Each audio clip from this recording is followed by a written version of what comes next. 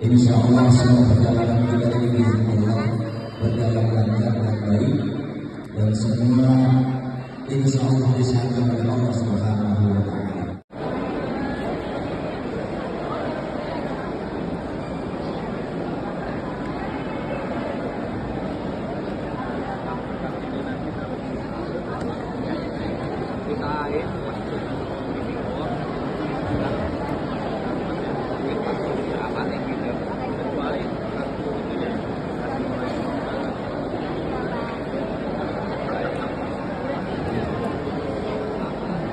Bapak Ibu yang berbahagia para jamaah sekalian, nanti Bapak Ibu akan menggunakan dua kartu identitas ya, yang sekarang dipakai kartu identitas dari Indonesia atau dari Kementerian Haji dan Umrah.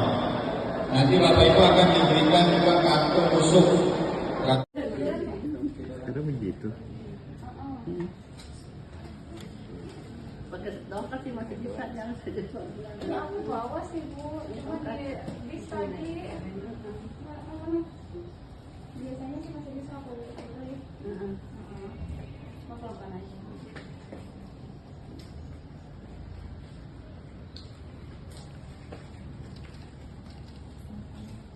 Ditukar aja nanti.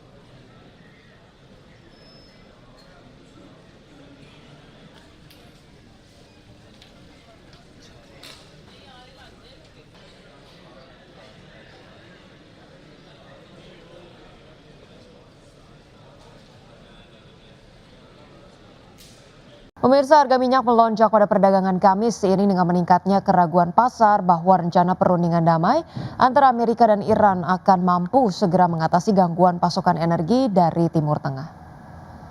Minyak mentah berjangka Brent ditutup melesat sekitar 4,7% ke level $99,39 per barrel. Sedangkan minyak mentah berjangka West Texas Intermediate naik 3,7% ke level $94,69 per barrel. Analis menyatakan tetap skeptis terhadap kemungkinan penyelesaian cepat konflik, di mana setiap perkembangan positif selalu diimbangi dengan kabar yang berlawanan, sehingga ketidakpastian masih tinggi. Sumber dari Iran mengungkapkan bahwa negosiator Amerika dan Iran kini menurunkan ekspektasi dari kesepakatan damai komprehensif menjadi hanya kesepakatan sementara guna mencegah konflik kembali memanas. Di sisi lain, Presiden Donald Trump kembali menyatakan negaranya hampir mencapai kesepakatan dengan Iran, meski pernyataan serupa sebelumnya tidak berdampak signifikan pada pasar minyak.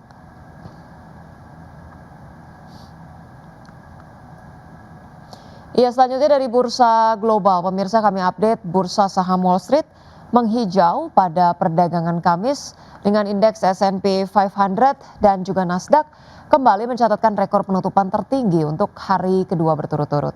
Didorong optimisme bahwa fase terburuk konflik Timur Tengah telah berlalu. Kami update pada perdagangan Kamis, pemirsa, indeks Dow Jones Industrial Average ditutup menguat 0,24% ke level 48.578. Indeks S&P 500 menguat 0,26% ke posisi 7.041 dan indeks Nasdaq Composite naik 0,36% ke posisi 24.102. Sementara itu, pemirsa, bursa saham Eropa nyaris tidak berubah pada akhir perdagangan Kamis seiring pelaku pasar yang mencermati perkembangan untuk menuju kemungkinan penyelesaian konflik di Timur Tengah serta gelombang terbaru laporan kinerja perusahaan. Kami update informasinya pemirsa untuk bursa Eropa, di mana untuk indeks Stoxx 600 pemirsa ini mengalami pelemahan tipis 0,05% ke level 16,95.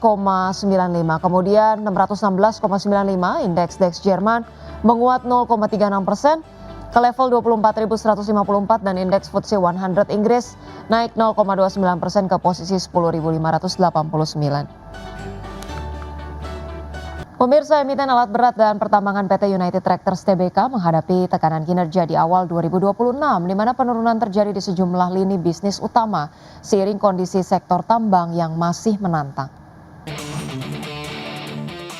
Kinerja awal tahun UNTR melemah sepanjang Januari hingga Februari 2026. Penjualan alat berat Komatsu turun 10,5% secara tahunan menjadi 869 unit. Kontribusi terbesar masih datang dari sektor pertambangan sebesar 49%, disusul kehutanan, konstruksi, dan agro. Namun produksi batu bara dan aktivitas overburden removal juga ikut terkoreksi, masing-masing turun di atas 6%. Penurunan kinerja ini dipengaruhi sejumlah faktor, termasuk terlambatnya persetujuan RKAB 2026 yang berdampak pada aktivitas kontraktor dan permintaan alat berat.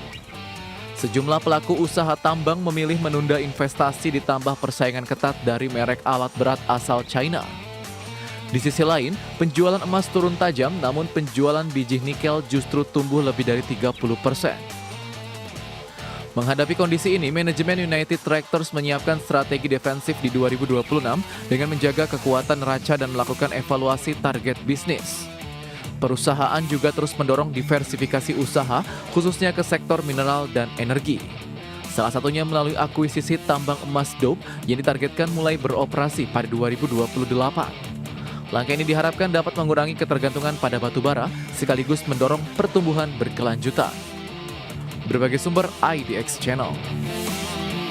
Pemirsa, PT Pelayaran Nasional Ekalia Purnama Sari Tbk menempuh pembiayaan non-perbankan senilai Rp633,44 miliar untuk mengamankan akuisisi kapal strategis yang merupakan bagian dari pengembangan dan penguatan kegiatan usaha. Berdasarkan keterbukaan informasi, langkah tersebut dilakukan melalui entitas anak PT LP Transcargo yang memperoleh fasilitas pinjaman dari pihak ketiga non-lembaga keuangan untuk membiayai pembelian kapal multi-purpose support vessel.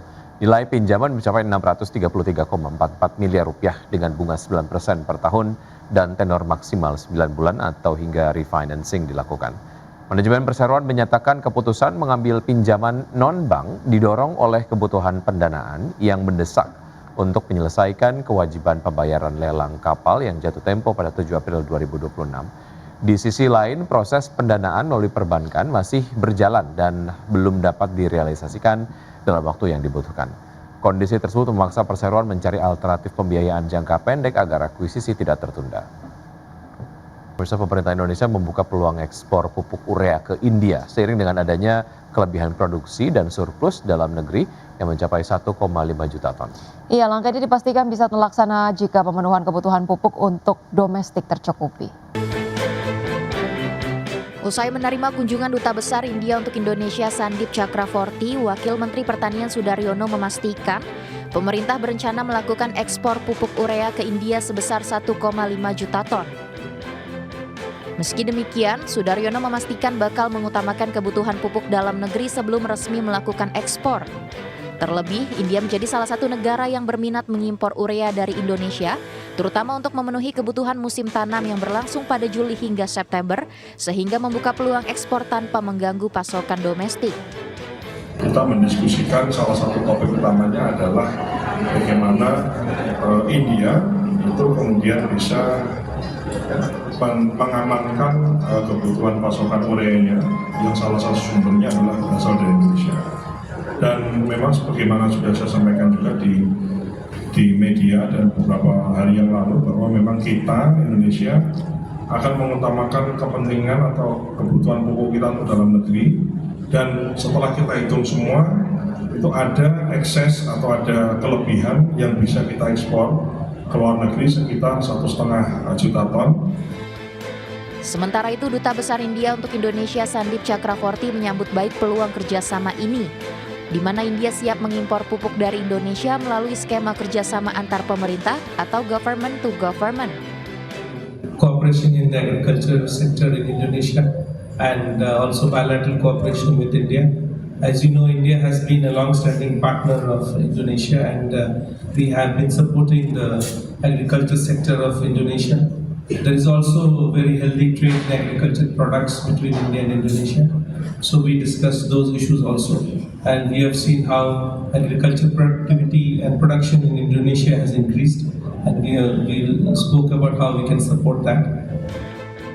Adapun total kapasitas produksi pupuk nasional mencapai 14,8 juta ton per tahun dengan urea sebesar 9,4 juta ton. Di mana dari total produksi pupuk urea tersebut, terdapat surplus perdagangan yang bisa diekspor sebesar 1,5 juta ton. Wamentan Sudaryono memastikan ketahanan pupuk Indonesia dalam kondisi kuat, sehingga petani diharapkan tidak perlu khawatir terhadap ketersediaan pupuk. Dari Jakarta, Ade Firmansyah, IDX Channel.